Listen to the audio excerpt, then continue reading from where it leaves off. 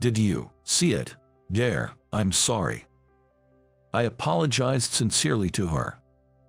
What I'd accidentally seen was running through my mind. She looked as if she were about to cry, and I felt awful about it. But unfortunately, the image in my head was not going to fade away.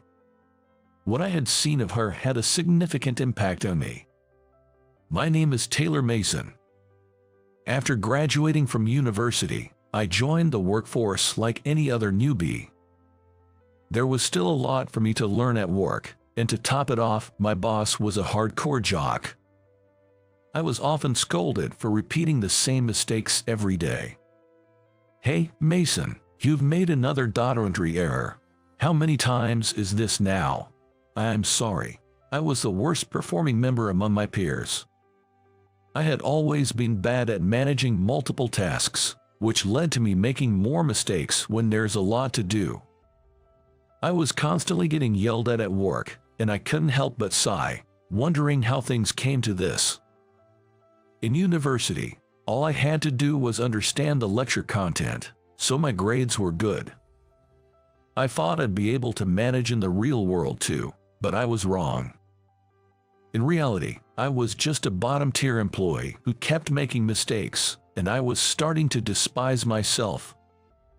One day, carrying all these feelings, I bought a microwave dinner from a convenience store on my way home from work.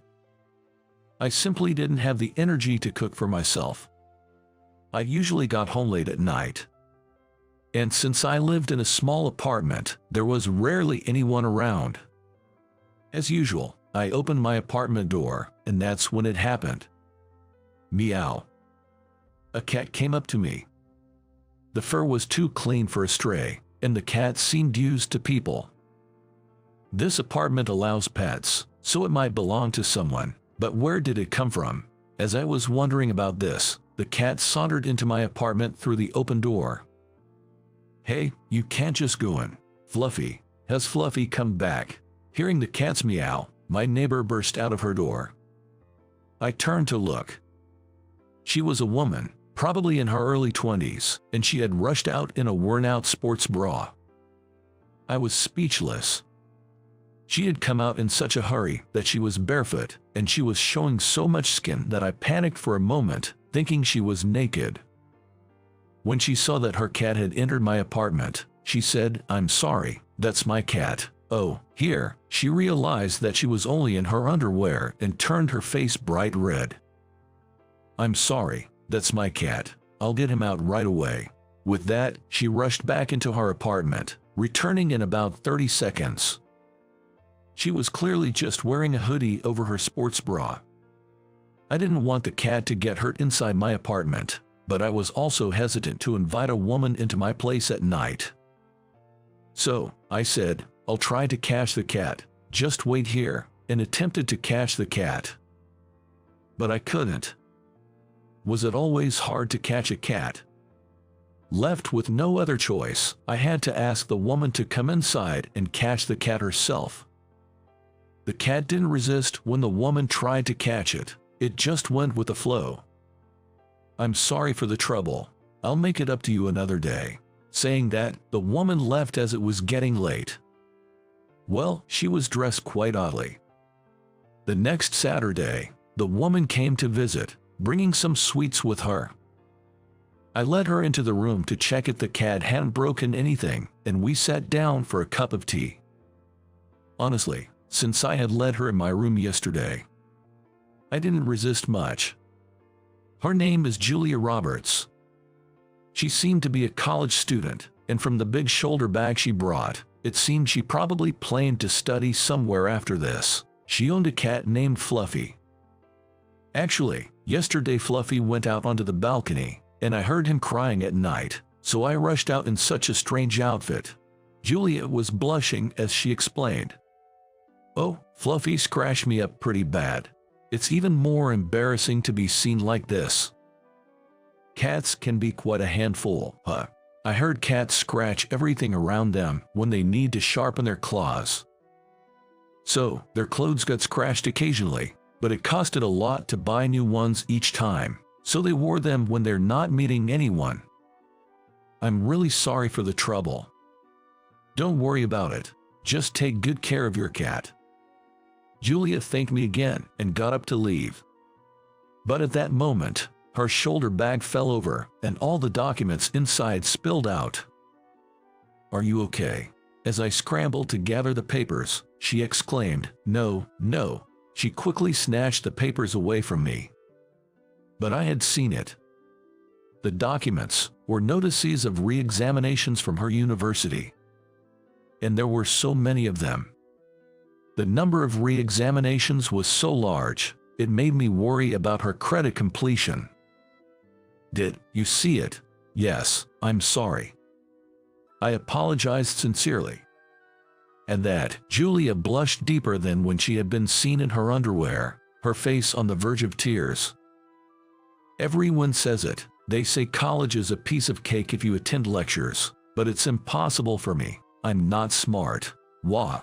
Overwhelmed with emotion, Julia collapsed right where she stood. It seemed her academic performance was severely to the point where not only graduation, but even progressing to the next grade was in jeopardy. She had always been made fun of for her grades, and it seemed she had developed a complex, or rather, a trauma about it. "Well, if you want, I could help you with your studies." No, I mean, I went to the same university. I took the same courses you're having re-examinations for." "Really? What a coincidence. Julia was attending the same university I had. So that made her my junior." Julia was quick to take up on my offer. It seemed she had tried asking her friends for help with her studies before, but kept making the same mistakes, and they had given up on her. Well, I did have good grades in university, and depending on the subject, there are tips and tricks. Maybe if I taught her those, she might just make it. So, we decided to have a study session every Saturday.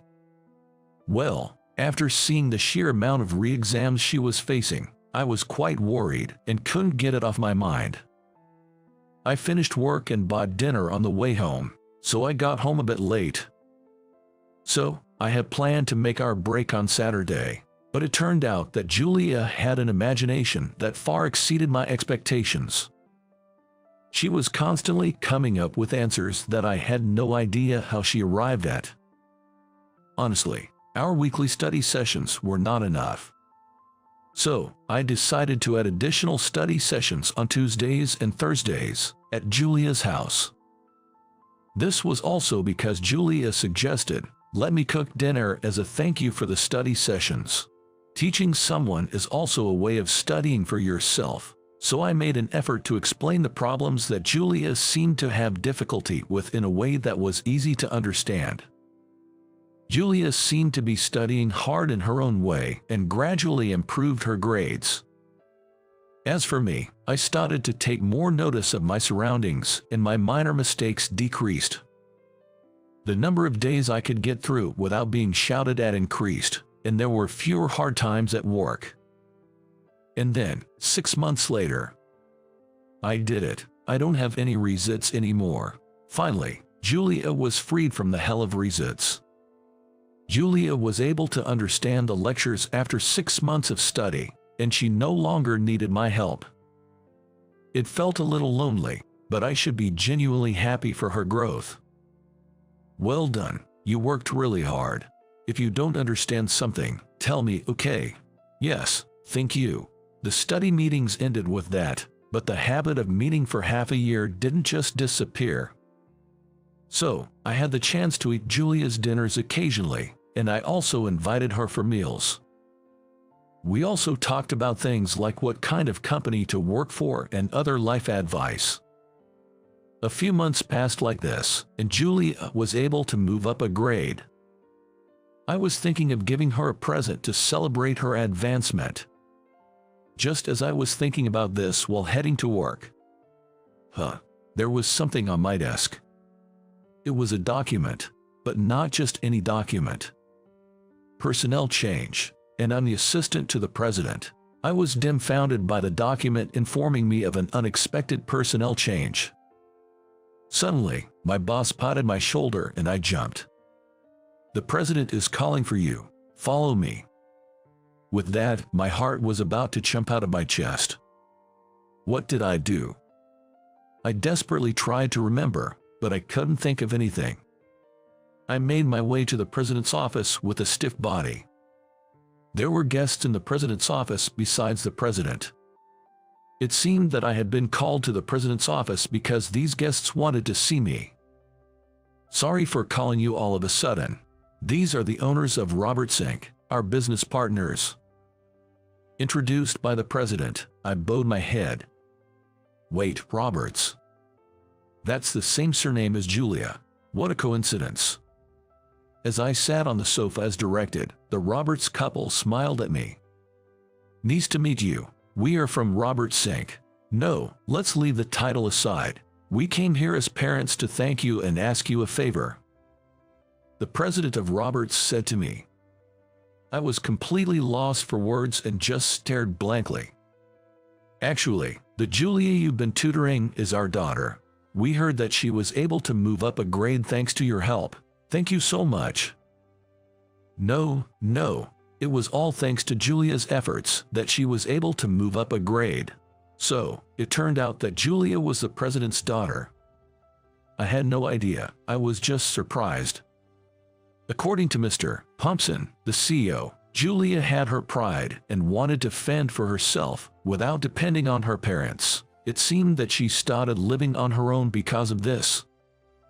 "I heard about you from my daughter. I wanted to express my gratitude for everything you've done for her, and I apologize for the inconvenience, but would you please continue to help her with her studies," he said. With these words, both the CEO and his wife bowed deeply in thanks. What? Please lift your heads," I protested. Being shown such respect by the CEO, a man like me, just an ordinary employee, felt quite awkward. After a few insistences, they finally raised their heads. Apparently, Julia had always had bad grades since she was young. She had received tutoring from various people, but it seems the only one who could make a real difference was me. Julia trusted me, and the ridiculous personnel change that made me the CEO's secretary happened so that it would be easier for me to adjust my work schedule.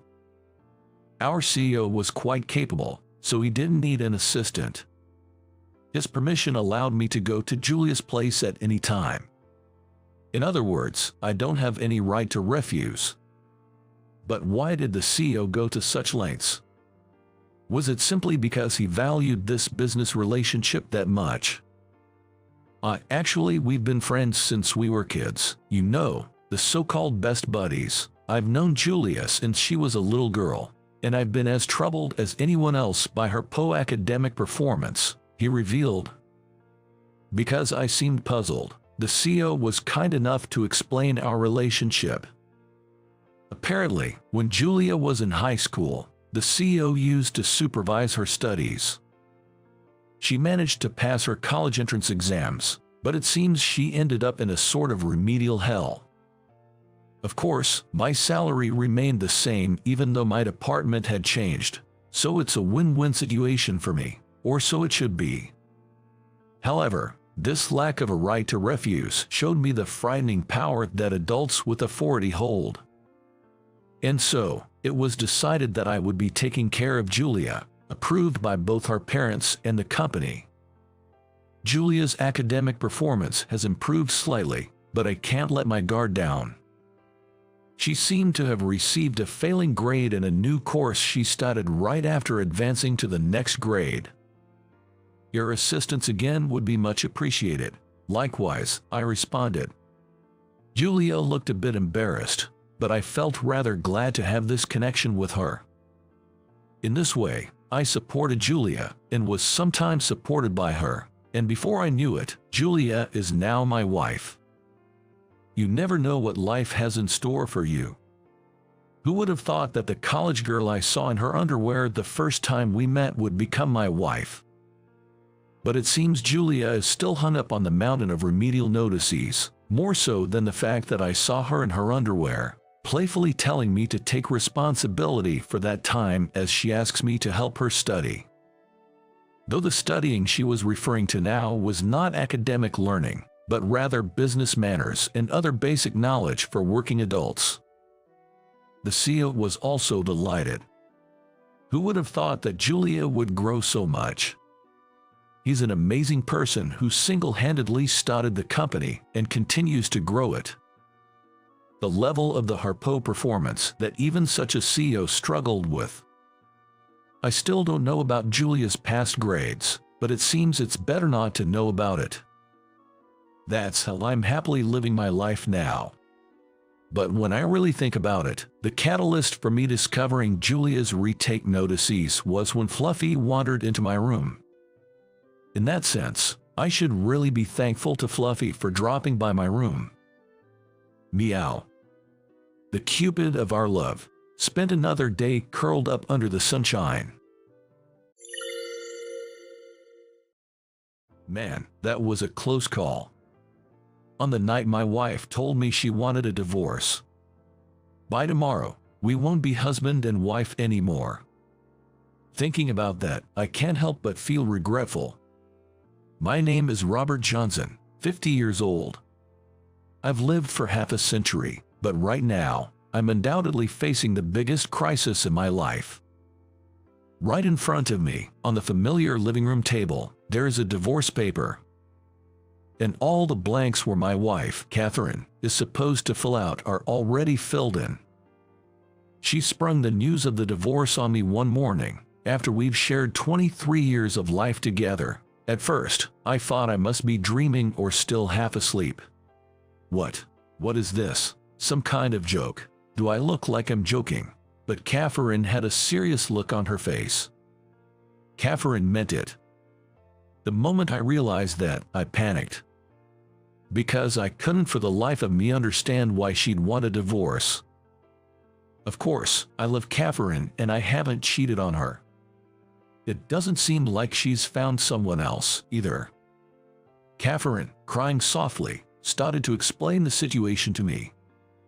The reason for the divorce was the relationship with my mom, the mill. I knew that there was a mildew issue.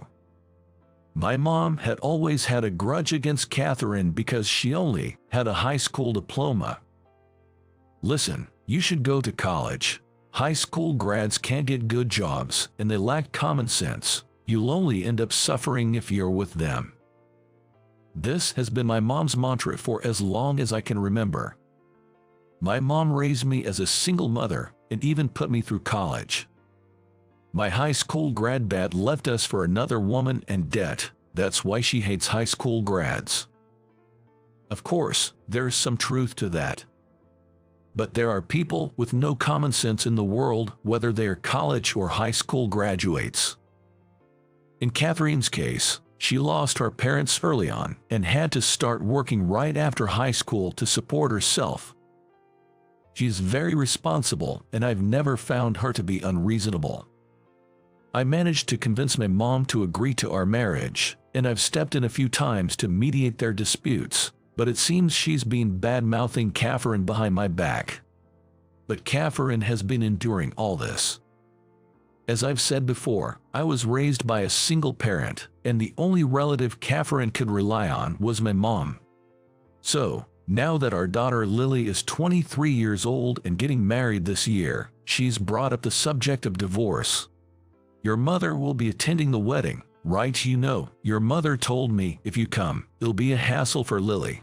Don't come to the ceremony. I never thought I'd be told not to attend my own daughter's wedding. I've put up with this for so long, but I can't take it anymore. I can't live with your mother anymore, and I don't want to. And you didn't help me. I can't believe you. So, you're saying you hate me now? In my shock, I blurted out some unnecessary words. With a trembling voice, Catherine clearly stated, I don't know right now, but I do hate your mother, and then she got up and ran crying into our bedroom. I'm ashamed to say that I was too shocked to move. I thought I was doing my part to keep my mom from hurting Catherine, but it wasn't enough. I had thought I was helping, but I failed to notice the strain on Catherine as she bore her limits.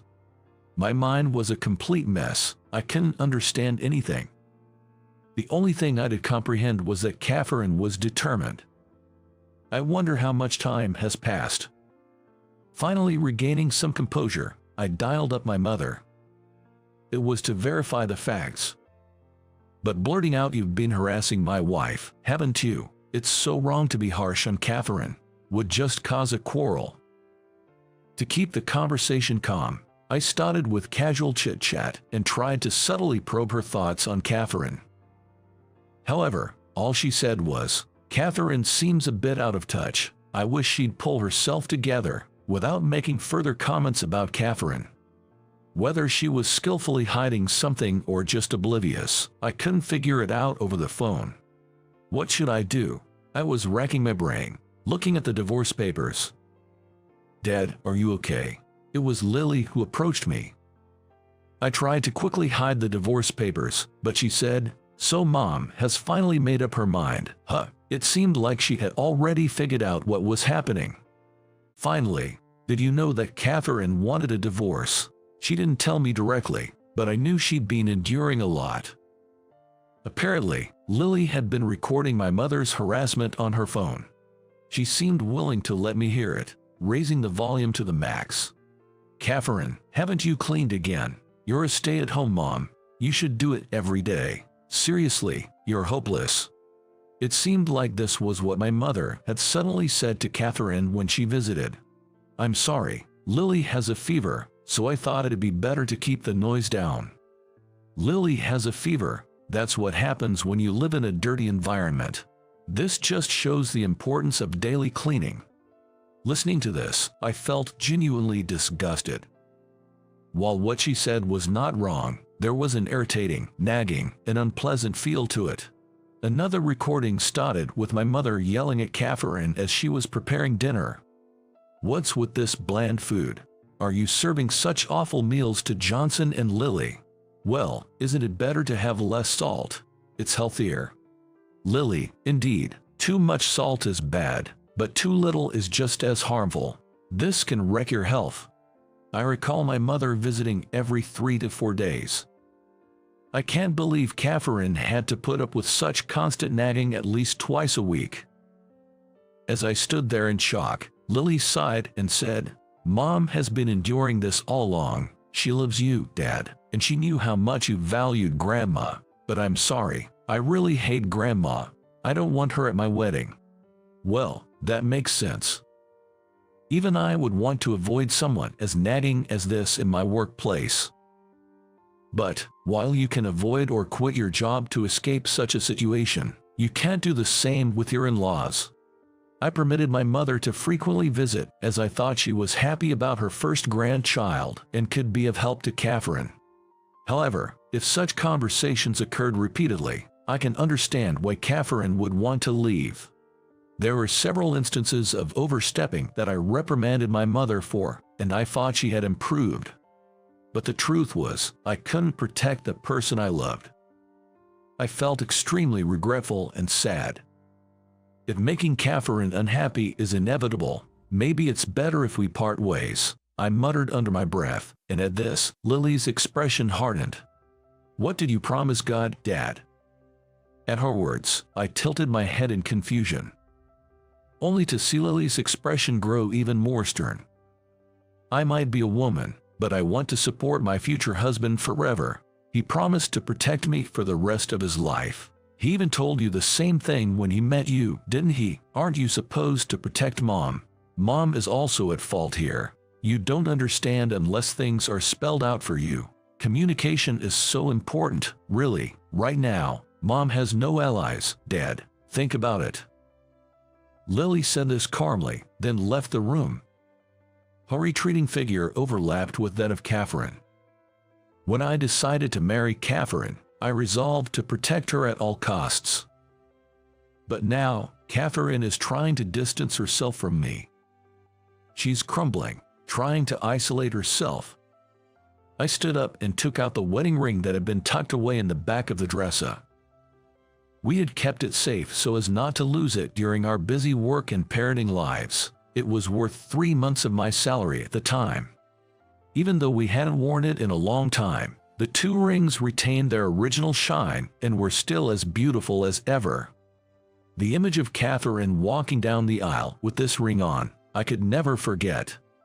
Still unable to accept the idea of divorce, I decided to have another discussion with Catherine and headed to the bedroom. Upon entering, I found Catherine sitting on the bed with an awkward expression. "Do you have a moment to talk?" I suggested in a calm voice. Catherine, probably feeling guilty about suddenly pushing for divorce, agreed to talk. And I started by apologizing to Catherine first. With such intensity, it's like I'm ready to get down on their knees and beg. "I'm so sorry about what my parents did. I'm sorry I didn't notice. You must have been considerate of me because I lost a parent." When I looked up, Catherine had a complicated expression. "Do you really want to divorce me, Catherine?" I asked, my voice shaking. If Catherine was adamant about it, I couldn't force her to stay. But upon hearing this, Catherine started crying again. "I don't want to divorce you either, but it's impossible. I've reached my limit," she shouted, bearing her emotions. "I'm not good at cleaning, and no matter how hard I try in my own way, I'm always criticized and talked about as if I'm a failure. It's unbearable. I even purposely made my food bland for your elderly mother, considering her age. But she doesn't notice it, no matter how much I hint at it. If I state it clearly, I'm accused of not showing respect to elders." Catherine's screams continued for some time as her long-accumulated frustrations exploded. By the time she finished talking and calmed down, she was bowed down as if burned out. I feel pathetic for not noticing the change in Catherine until it got this bad. "I'm sorry. I promised to make you happy. I swore to do so when I gave this to you. I'm sorry for making you endure all this." I take out a ring. Seeing this, Catherine's eyes widen. "You are not a failure. You're my wonderful wife. Right after we got married, you gave birth to our daughter, Lily. I appreciate just that. But when I was flustered with the unfamiliar child rearing, you slapped me on the ass and scolded me. 'Pull yourself together,' you said. That really hit home. But because I was so careless, I lost my wedding ring and caused a big commotion. Lily was crying a lot at night, and I dropped the ring while walking around the house holding her, looking for it everywhere. It ended up being left on the living room table. That was pathetic. I remember participating in the relay race with Lily at the elementary school field day and falling down hard. Everyone laughed." "Oh yeah, I remember that happened." They didn't have to laugh that much, did they? I had never seen anyone do a full rotation in the air and fall. You became a legend at the elementary school. As we reminisce while looking at the ring, a small smile returns to Catherine's face. For Catherine, our family memories have not turned into painful things when she looks back. That alone made me feel at ease.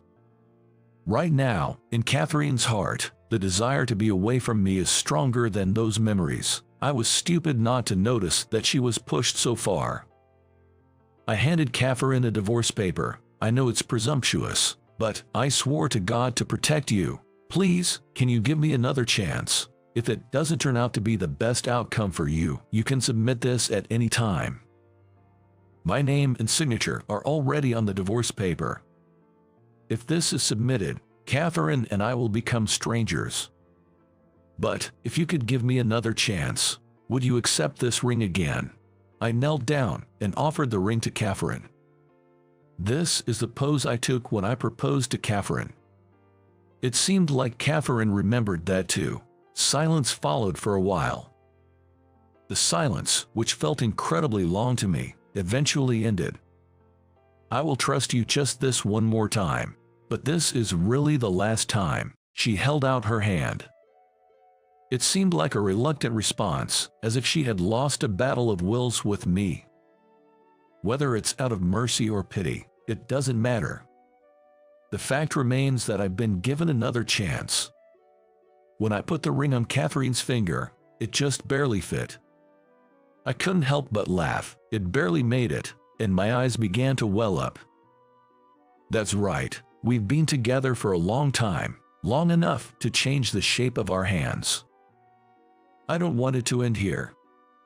The next day, I headed over to my mother's place.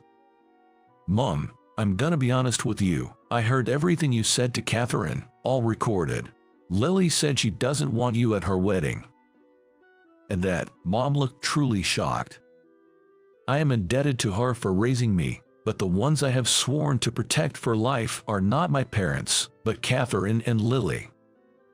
Did you feel shocked just now? That's what you did to Catherine. Why did you do that to her? Because she only finished high school. Just because she's a high school graduate, you deny all of her worth. You never listen to anyone when you've set your mind to something, and it's gotten worse as you've aged. If this continues, I can't let you meet my family anymore. As I said this sternly, Mom dropped her head. With a feeble voice, as though squeezing the words out, my mother opened up.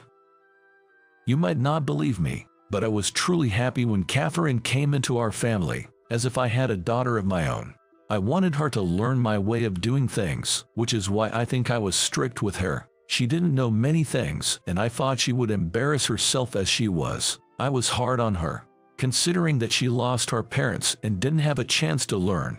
It's natural she couldn't do many things, but I only kept criticizing her. I know, as her male, she couldn't voice out her opinions. Why couldn't I be more kind to her? According to my mother, the comment about not attending the wedding was actually a harsher way of saying she was worried about Catherine not being able to handle the manners and etiquette of such events. Even I am not perfect at handling these traditional customs. It seems like the harsh treatment was also due to neighbors commenting about Catherine's lack of etiquette. It appears the initial trigger was her not wanting Catherine, who she saw as her own daughter, to be talked about poorly anymore.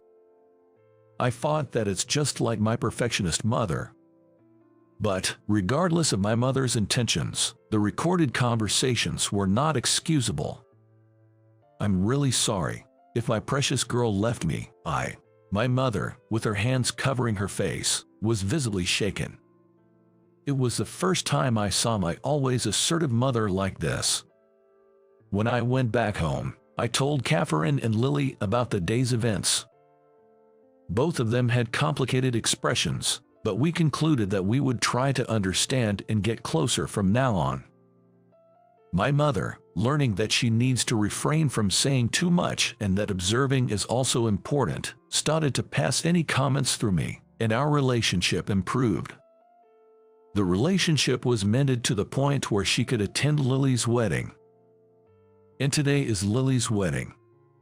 Lily, who resembles Catherine so much, is walking down the red aisle with me. Lily, who looks so happy as the ceremony is about to start. Seeing Lily like that, neither Catherine nor I can stop our tears. On our fingers, wiping away each other's tears, were the rings that we had used to pledge our love 23 years ago, quietly shining. How was it?